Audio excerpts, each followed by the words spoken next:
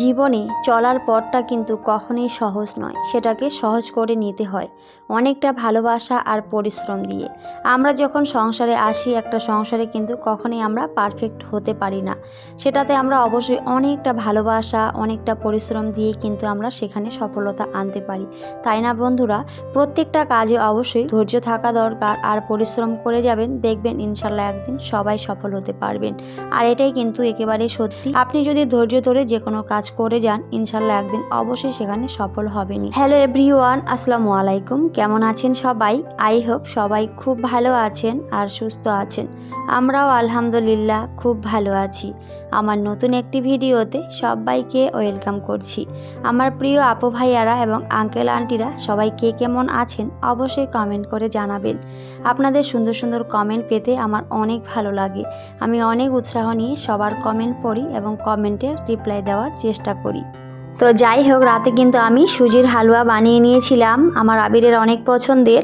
তো বানিয়ে কিন্তু আমি ফ্রিজে রেখে দিয়েছি, আর এই যে সকালে কিন্তু সেটা বের করে নিয়েছিলাম আর সুন্দর করে একটু কেটে নিয়েছি, আর তারপরে কিন্তু আমি বক্সের মধ্যে রেখে দিলাম। আরোভাবে রেখে দিলে সত্যি অনেক দিন পর্যন্ত কিন্তু ভালো থাকে আর খাওয়াও যায়।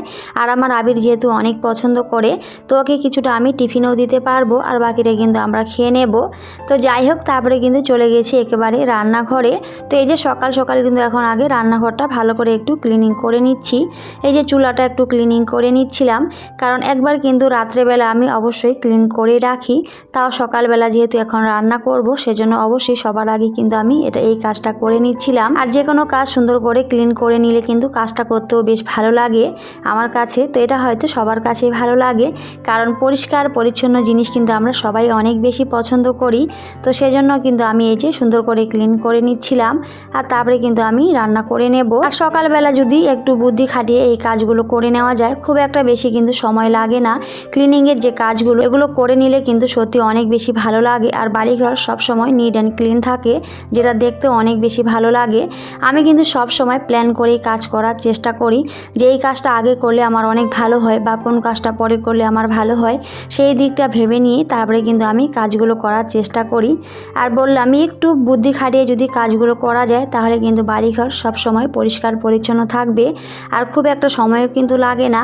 প্রতিদিন যদি আমরা 10 থেকে 15 মিনিট একটু সময় দিই, তাহলে কিন্তু আমাদের বাড়িঘর একেবারে নিট অ্যান্ড ক্লিন থাকে, আর দেখেও কিন্তু মনে অনেকটাই শান্তি লাগে, কারণ পরিষ্কার পরিচ্ছন্ন জিনিস কিন্তু আমরা সবাই অনেক বেশি ভালোবাসি। তো যাই হোক, আমি কিন্তু রান্নাঘরের সমস্ত কিছু ভালো করে ক্লিনিং করে নিয়েছিলাম, আর সেটা এখন একটু শেয়ার করে নিচ্ছি।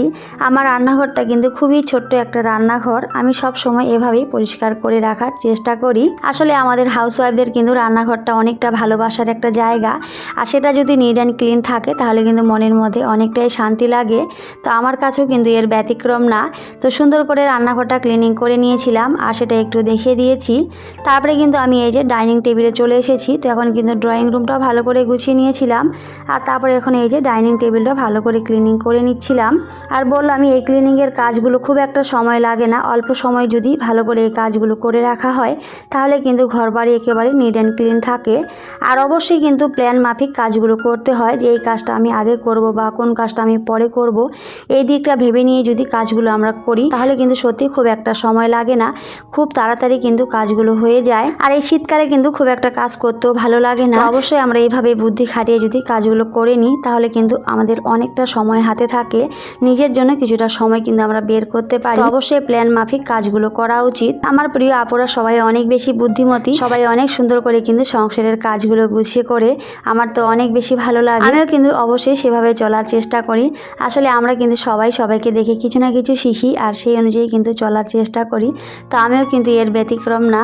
প্রত্যেকটা মেয়ের কাছে কিন্তু একটা স্বপ্ন থাকে যে নিজের ছোট্ট একটা সুন্দর রান্নাঘর হবে। দেখবেন বেশিরভাগ সময় আমাদের গৃহিণীদের কিন্তু রান্নাঘরেই কাটাতে হয়, রান্নাঘরে কিন্তু বেশিরভাগ সময় থাকতে হয়। তো সেজন্যই আমরা কিন্তু রান্নাঘরটাকে প্রত্যেকটা গৃহিণী অনেক বেশি ভালোবাসি, আর সুন্দর করে সব সময় যত্ন করে পরিপাটি করে রাখার চেষ্টা করি। আর আমি যেহেতু দীর্ঘ 4 বছর অপেক্ষার পর আমার এই ছোট্ট রান্নাঘরটাকে পেয়েছি, আমার এই ঘরটাকে পেয়েছি, তো সেজন্যই কিন্তু আমি সুন্দর করে সব সময় পরিপাটি করে রাখার চেষ্টা করি। আসলে আমরা যদি দীর্ঘদিনের কষ্টের পর অনেকটা পরিশ্রমের পর যদি কোনো জিনিস পাই তাহলে কিন্তু আমরা সেই জিনিসটাকে একটু বেশি ভালোবাসি আর বেশি যত্ন করে রাখার চেষ্টা করি। তো আমিও কিন্তু এর ব্যতিক্রম না। তো যেহেতু দীর্ঘদিনের অপেক্ষার পর আমি আমার এই সংসারের জিনিসগুলো পেয়েছি, সেজন্যই কিন্তু আমি সব সময় পরিপাটি করে রাখারই চেষ্টা করি। তো আমার এর আগের ভিডিওগুলো যারা দেখেছে তারা কিন্তু সবাই জানে আমার কিন্তু আগে ছোট্ট একটা ঘর ছিল, এরকম কোনো কিছুই ছিল না, অনেক ছোট একটা রান্নাঘর ছিল।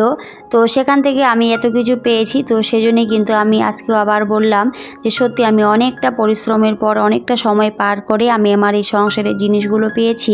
সেজন্যই কিন্তু আমি সব সময় গুছিয়ে রাখার চেষ্টা করি।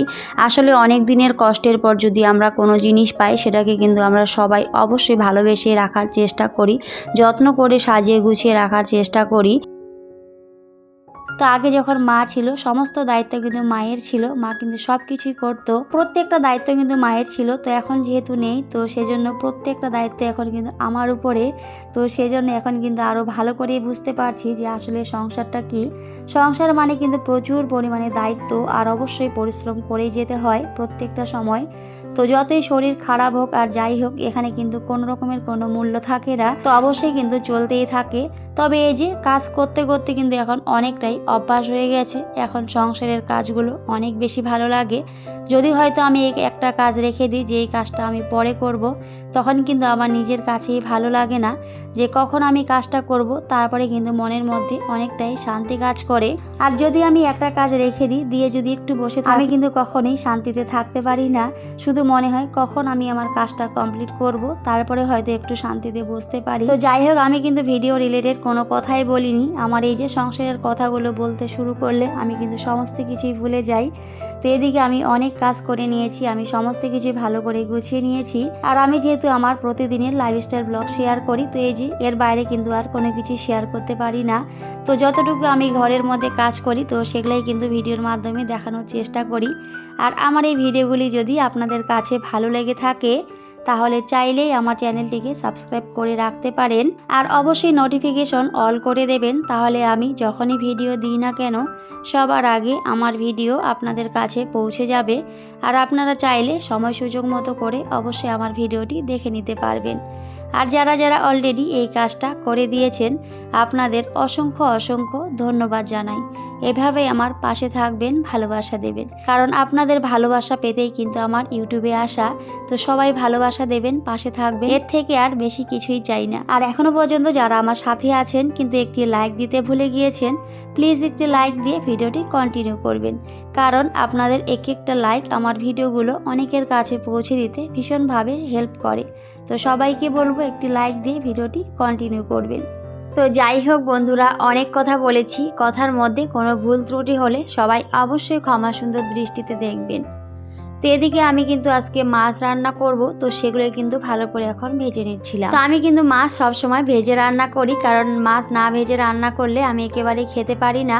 তো আমার ভিডিও যারা প্রতিনিয়ত দেখে তারা কিন্তু সবাই জানে আমি সবসময় কিন্তু মাছ ভেজে রান্না করার চেষ্টা করি। তো আমি মাছগুলো একটু ভালো করে ভেজে নিয়েছিলাম। আর কিছুটা ভাজা মাছ কিন্তু আমি রেখে দেব, কারণ আমার আবির ভাজা মাছটা খেতে অনেক বেশি ভালোবাসে। তো সেজন্য কিছুটা রেখে দেব আর বাকিটা কিন্তু রান্না করে নেব। আর আমাকে অবশ্যই মাছের ঝোলে কিন্তু আলুটা দিতেই হবে। আর এই যে আলু দিলে কিন্তু আমার হাজব্যান্ড অনেক বেশি পছন্দ করে, সেজন্য কিন্তু আলুটা দিয়ে দিয়েছি। দিয়ে কিন্তু ভালো করে এদিকে আমি কষিয়ে নিয়েছিলাম আর তারপরে কিন্তু এই যে মাছগুলো দিয়ে নিয়েছি। তো খুবই সিম্পলভাবে কিন্তু আমি সব সময় রান্না করার চেষ্টা করি। আসলে আমরা যে যেভাবে খেতে ভালোবাসি সেভাবে কিন্তু রান্না করার চেষ্টা করি।